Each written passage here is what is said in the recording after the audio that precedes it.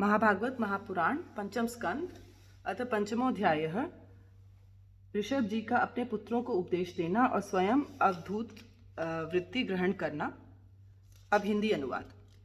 श्री ऋषभ देव जी ने कहा, पुत्रों, इस मर्त्य लोक में ये मनुष्य शरीर दुखमय विषय भोग प्राप्त करने के लिए ही नहीं है। ये भोग तो विष्ठा भोजी सूकर कुकर आदि को भी मिलते ही हैं। इस शरीर से दिव्य तप ही करना चाहिए जिससे अंतःकरण शुद्ध हो, क्योंकि इसी से अनंत ब्रह्मानंद की प्राप्ति होती है। शास्त्रों ने महापुरुषों की सेवा को मुक्ति का और स्त्री संगी कामियों के संग को नरक का द्वार बताया है। महापुरुष वे ही हैं जो समान चित्त, परम शांत, क्रोधहीन, सबके हित चिंतक और सदाचार संपन्न हों, अथवा मुझ परमात्मा के प्रेम को ही जो एकमात्र पुरुषार्थ मानते हों। केवल विषयों की ही चर्चा करने वाले लोगों में तथा स्त्री पुत्र और धन आदि सामग्रियों से संपन्न घरों में जिनकी आरुचि हो और जो लौकिक कार्यों में केवल शरीर निर्वाह के लिए ही प्रवृत्त होते हैं। मनुष्य अवश्य प्रमादवश कुकर्म करने लगता है। उसकी वे प्रवृत्ति इंद्रियों को तृप्त करने के लिए ही होती है। मैं इसे अच्छा नहीं समझता, क्योंकि इसी के कारण आत्मा को ये असत और दुखदायक शरीर प्राप्त होता है। जब तक जीव को आत्म तत्व की जिज्ञासा नहीं होती, तभी तक अज्ञानवश देहादि के द्वारा उसका स्वरूप छिपा रहता है। जब तक ये लौकिक वैदिक कर्मों में फंसा रहता है, तब तक मन में कर्म की वासनाएं भी बनी ही रहती हैं और इन्हीं से देह बंधन की प्राप्ति होती है। इस प्रकार अविद्या के द्वारा आत्मस्वरूप के ढक जाने से कर्म वासनाओं के वशीभूत हुआ चित्त मनुष्य को फिर कर्मों में ही प्रवृत्त करता है। अतः जब तक उसको मुझ वासुदेव में प्रीति नहीं होती, तब तक वह देह बंधन से छूट नहीं सकता। स्वार्थ में पागल जीव जब तक विवेक दृष्टि का आश्रय लेकर इंद्रियों की चेष्टाओं को मिथ्या नहीं देखता, तब तक आत्मस्वरूप की स्मृति खो बैठने के कारण वह अज्ञानवश विषय प्रधान ग्रह आदि में आसक्त रहता है और तरह तरह के क्लेश उठाता रहता है। स्त्री और पुरुष इन दोनों का जो परस्पर दाम्पत्य भाव है, इसी को पंडित जन उनके हृदय की दूसरी स्थूल एवं दुर्भेद्य ग्रंथि कहते हैं। देहाभिमानी रूपी एक एक सूक्ष्म ग्रंथि तो उनमें अलग अलग पहले से ही है। इसी के कारण जीव को देहेंद्रिय आदि के अतिरिक्त घर, खेत, पुत्र, स्वजन और धन आदि में भी मैं और मेरे पन का मोह हो जाता है। जिस समय कर्म वासनाओं के कारण पड़ी हुई इसकी ये दृढ़ हृदय ग्रंथि ढीली हो जाती है, उसी समय ये दाम्पत्य भाव से निवृत्त हो जाता है और संसार के हेतुभूत अहंकार को त्याग कर सब प्रकार के बंधनों से मुक्त हो परम पद प्राप्त कर लेता है। पुत्रों, संसार सागर से पार होने में कुशल तथा धैर्य, उद्यम एवं सत्व गुण विशिष्ट पुरुष को चाहिए कि सबके आत्मा और गुरु स्वरूप मुझ भगवान में भक्ति भाव रखने से, मेरे परायण रहने से, तृष्णा के त्याग से, सुख दुख आदि द्वंद्वों के सहने से जीव को सभी योनियों में दुखी उठाना पड़ता है। इस विचार से, तत्व जिज्ञासा से, तप से, सकाम कर्म के त्याग से, मेरे ही लिए कर्म करने से, मेरी कथाओं का नित्य प्रति श्रवण करने से, मेरे भक्तों के संग और मेरे गुणों के कीर्तन से, वैरत त्याग से, समता से, शांति से और शरीर तथा घर आदि में मैं मेरेपन के भाव को त्यागने की इच्छा से, अध्यात्म शास्त्र के अनुशीलन से, एकांत सेवन से, प्राण, इंद्रिय और मन के संयम से, शास्त्र और सत्पुरुषों के वचन में यथार्थ बुद्धि रखने से, पूर्ण ब्रह्मचर्य से, कर्तव्य कर्मों में निरंतर सावधान रहने से, वाणी के संयम से, सर्वत्र मेरी ही सत्ता देखने से, अनुभव ज्ञान सहित तत्व विचार से और योग साधन से अहंकार रूप अपने लिंग शरीर को लीन कर दें। मनुष्य को चाहिए कि वह सावधान रहकर अविद्या से प्राप्त इस हृदय ग्रंथि रूप बंधन को शास्त्रोक्त रीति से इन साधनों के द्वारा भली भांति काट डाले, क्योंकि यही कर्म संस्कारों के रहने का स्थान है। तदनंतर साधन का भी परित्याग कर दे। जिसको मेरे लोक की इच्छा हो अथवा जो मेरे अनुग्रह की प्राप्ति को ही परम पुरुषार्थ मानता हो, वह राजा हो तो अपनी अबोध प्रजा को, गुरु अपने शिष्यों को और पिता अपने पुत्रों को ऐसी ही शिक्षा दे। अज्ञान के कारण यदि वे इस शिक्षा के अनुसार न चलकर कर्म को ही परम पुरुषार्थ मानते रहें, तो भी उन पर क्रोध न करके उन्हें समझा बुझाकर कर्म में प्रवृत्त न होने दें। उन्हें विषयासक्ति युक्त काम्य कर्मों में लगाना तो ऐसा ही है जैसे किसी अंधे मनुष्य को जानबूझकर गड्ढे में ढकेल देना। इससे भला किस पुरुषार्थ की सिद्धि हो सकती है? अपना सच्चा कल्याण किस बात में है, इसको लोग नहीं जानते। इसी से वे तरह तरह के भोग कामनाओं में फंसकर तुच्छ क्षणिक सुख के लिए आपस में वैर ठान लेते हैं और निरंतर विषय भोगों के लिए ही प्रयत्न करते रहते हैं। वे मूर्ख इस बात पर कुछ भी विचार नहीं करते कि इस वैर विरोध के कारण नरक आदि अनंत घोर दुखों की प्राप्ति होगी।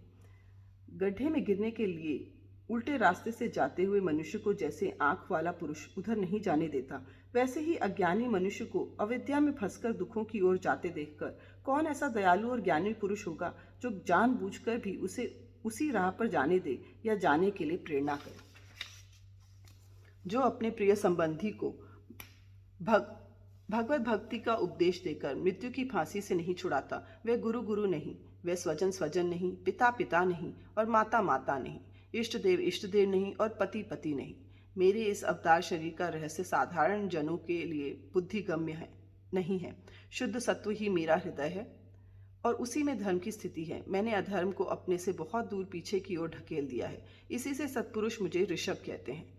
तुम सब मेरे उस शुद्ध सत्वमय हृदय से उत्पन्न हुए हो, इसलिए मत्सर छोड़कर अपने बड़े भाई भरत की सेवा करो। उसकी सेवा करना मेरी ही सेवा करना है और यही तुम्हारा प्रजा पालन भी है। अन्य सब भूतों की अपेक्षा वृक्ष अत्यंत श्रेष्ठ हैं, उनसे चलने वाले जीव श्रेष्ठ हैं और उनमें भी कीट आदि की अपेक्षा ज्ञान युक्त पशु आदि श्रेष्ठ हैं। पशुओं से मनुष्य, मनुष्यों से प्रमथकर्ण, प्रमथों से गंधर्व, गंधर्वों से सिद्ध और सिद्धों से देवताओं के अनुयायी किन्नर आदि श्रेष्ठ हैं। उनसे असुर, असुरों से देवता और देवताओं से भी इंद्र श्रेष्ठ हैं। इंद्र से भी ब्रह्मा जी के पुत्र दक्षादि प्रजापति श्रेष्ठ हैं। ब्रह्मा जी के पुत्रों में रुद्र सबसे श्रेष्ठ हैं। वे ब्रह्मा जी से उत्पन्न हुए हैं, इसीलिए ब्रह्मा जी उनसे श्रेष्ठ हैं। वे भी मुझसे उत्पन्न हैं और मेरी उपासना करते हैं, इसलिए मैं उनसे भी श्रेष्ठ हूँ। परंतु ब्राह्मण मुझसे भी श्रेष्ठ हैं, क्योंकि मैं उन्हें पूज्य मानता हूँ। सभा में उपस्थित ब्राह्मणों को लक्ष्य करके विप्रगण, दूसरे किसी भी प्राणी को मैं ब्राह्मणों के समान भी नहीं समझता, फिर उनसे अधिक तो मान ही कैसा रख सकता हूँ। लोग श्रद्धा पूर्वक ब्राह्मणों के मुख में जो अन्नादि आहुति डालते हैं, उसे मैं जैसी प्रसन्नता से ग्रहण करता हूँ, वैसे अग्निहोत्र में होम की हुई सामग्री को स्वीकार नहीं करता। जिन्होंने इस लोक में अध्ययन आदि के द्वारा मेरी वेद रूपा अति सुंदर और पुरातन मूर्ति को धारण कर रखा है, तथा जो परम पवित्र सत्वगुण, शम, दम, सत्य, दया, तप, तितिक्षा और ज्ञानादि 8 गुणों से संपन्न है, उन ब्राह्मणों से बढ़कर और कौन हो सकता है। मैं ब्रह्मादि से भी श्रेष्ठ और अनंत हूँ तथा स्वर्ग मोक्ष आदि देने की भी सामर्थ्य रखता हूँ, किंतु मेरे अकिंचन भक्त ऐसे निष्प्रह होते हैं कि वे मुझसे भी कभी कुछ नहीं चाहते। फिर राजादि अन्य वस्तुओं को तो वो इच्छा ही कैसे कर सकते हैं। पुत्रों, तुम संपूर्ण चराचर भूतों को मेरे ही शरीर समझकर शुद्ध बुद्धि से पद पद पर उनकी सेवा करो। यही मेरी सच्ची पूजा है। मन, वचन, दृष्टि तथा अन्य इंद्रियों की चेष्टाओं का साक्षात फल मेरा इस प्रकार का पूजन ही है। इसके बिना मनुष्य अपने को महामोहमय कालपाश से छुड़ा नहीं सकता। श्री सुखदेव जी कहते हैं, राजन, ऋषभ देव जी के पुत्र यद्यपि स्वयं ही सब प्रकार सुशिक्षित थे, तो भी लोगों को शिक्षा देने के उद्देश्य से महाप्रभावशाली परम सुहृद भगवान ऋषभ ने उन्हें इस प्रकार उपदेश दिया। ऋषभ देव जी के 100 पुत्रों में भरत सबसे बड़े थे। वे भगवान के परम भक्त और भगवत भक्तों के परायण थे। ऋषभ देव जी ने पृथ्वी का पालन करने के लिए उन्हें राजगद्दी पर बैठा दिया और स्वयं उपशमशील, निवृत्ति परायण महामुनियों के भक्ति, ज्ञान और वैराग्य रूप परम हंसोचित धर्मों की शिक्षा देने के लिए बिल्कुल विरक्त हो गए। केवल शरीर मात्र का परिग्रह रखा और सब कुछ घर पर रहते ही छोड़ दिया। अब वे वस्त्रों का भी त्याग करके सर्वथा दिगंबर हो गए। उस समय उनके बाल बिखरे हुए थे, उन्मत्त का सा वेश था। इस स्थिति में वे आह्वनीय अग्निहोत्र की अग्नियों को अपने में ही लीन करके सन्यासी हो गए और ब्रह्मावर्त देश से बाहर निकल गए। वे सर्वथा मौन ही हो गए थे, क्यों कोई बात करना चाहते तो बोलते नहीं थे। जड़, अंधे, बहरे, गूंगे, पिशाच और पागलों की सी चेष्टा करते हुए वे अवधूत बने जहां तहां विचरने लगे। कभी नगरों और गांवों में चले जाते तो कभी खानों, किसानों की बस्तियों, बगीचों, पहाड़ी गांवों, सेना की छावनियों, गौशालाओं, अहीरों की बस्तियों और यात्रियों के टिकने के स्थानों में रहते।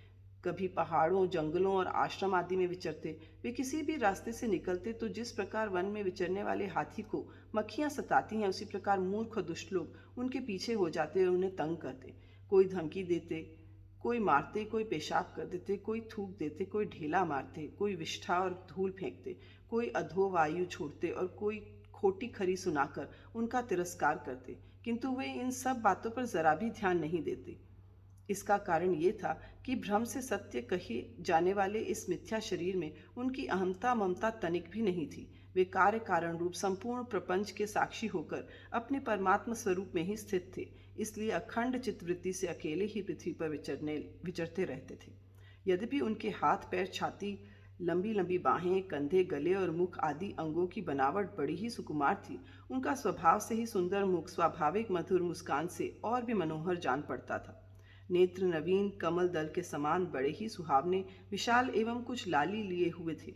उनकी पुतलियां शीतल एवं संतापहारिणी थीं। उन नेत्रों के कारण वे बड़े मनोहर जान पड़ते थे। कपोल, कान और नासिका छोटे बड़े न होकर समान एवं सुंदर थे तथा उनके अस्फुट हास्य युक्त मनोहर मुखारविंद की शोभा को देखकर पूर्ण नारियों के चित्त में कामदेव का संचार हो जाता था। तथापि उनके मुख के आगे जो भूरे रंग की लंबी लंबी घुंघराली लटें लटकती रहती थीं, उनके महान भार और अवधूतों के समान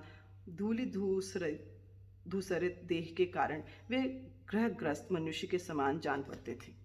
जब भगवान ऋषभ देव ने देखा कि ये जनता योग साधन में विघ्न रूप है और इससे बचने का उपाय बीभत्स वृत्ति से रहना ही है, तब उन्होंने अजगर वृत्ति धारण कर ली। वे लेटे ही लेटे खाने पीने, चबाने और मल मूत्र त्याग करने लगे। वे अपने त्यागे हुए मल में लोट लोट कर शरीर को उससे सान लेते, किंतु उनके मल में दुर्गंध नहीं था, बड़ी सुगंध थी और वायु उस सुगंध को लेकर उनके चारों ओर 10 योजन तक सारे देश को सुगंधित कर देती थी। इसी प्रकार गौ, मृग और काकादि की वृत्तियों को स्वीकार कर वे उन्हीं के समान कभी चलते हुए, कभी खड़े खड़े, कभी बैठे हुए और कभी लेटे लेटे ही खाने पीने और मल मूत्र का त्याग करने लगते थे। परीक्षित, परम हंसों को त्याग के आदर्श की शिक्षा देने के लिए इस प्रकार मोक्षपति भगवान ऋषभ देव ने कई तरह की योगचर्याओं का आचरण किया। वे निरंतर सर्वश्रेष्ठ महान आनंद का अनुभव करते रहते थे।